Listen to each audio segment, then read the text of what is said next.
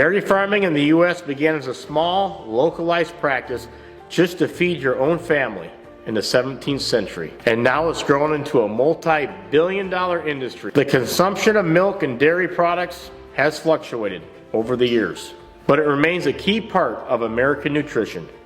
While challenges like the rise of plant-based alternatives and concerns over sustainability persist, the legacy of dairy farming in the U.S. continues to shape both the agricultural landscape and the American diet.